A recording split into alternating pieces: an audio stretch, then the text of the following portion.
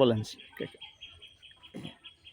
সাইদ হিসাবের কথা বলতে একটু কষ্ট লাগে যে এমন একটা ব্যক্তি যে তার কত বড় অপরাধ, কী অপরাধে, অজানা অপরাধ, যা মানুষে জানে না, জি মানুষে গর্জা অপরাধ বানাইছে।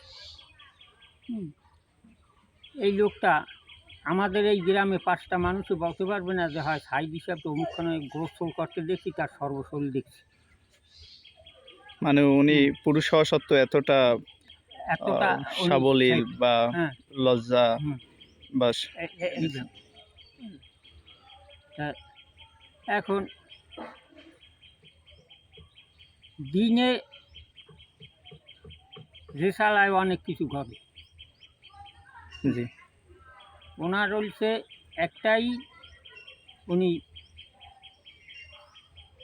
সৎ পথে চললে সৎ কথা বলতে যাই উনি বিপদ ঘটছে। বিপদ না, এটা ভাগ্য। হয়তো উনি শহীদ মৃত্যু প্রত্যাশা করছিল, সেইটাই হয়েছে। হ্যাঁ, এতে কোনো সন্দেহ নেই। একজনে বলে যে হয় শহীদ মৃত্যু হয়েছে,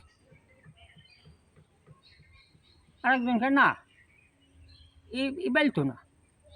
হাজার হাজার মানুষ, আওয়ামী লীগ, মুসলিম লীগ, জামাত, কোনোটা বেশ কোন, হ্যাঁ,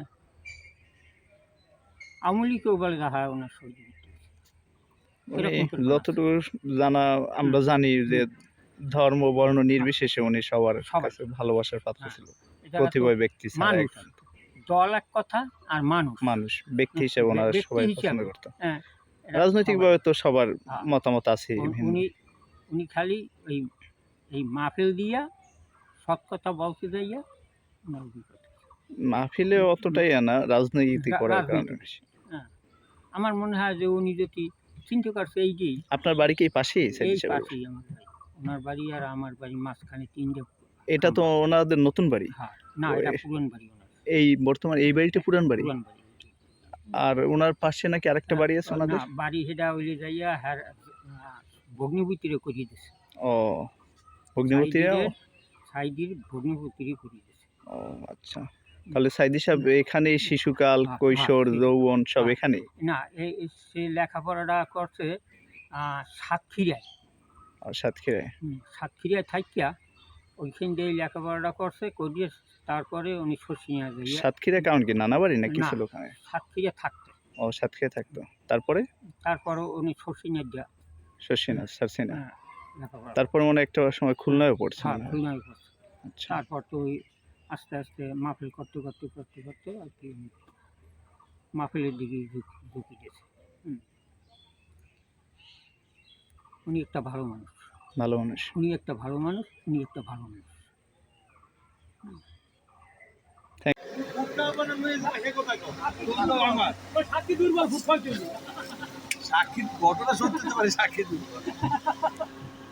আপনাদের বাড়ি দেখতে গেছিলাম, হুজুর জীবদ্দশায় ফিরবেন চাইছিলাম, তখন আসবো, তা তো আর হইল না। এই ঢাকায় থাকি।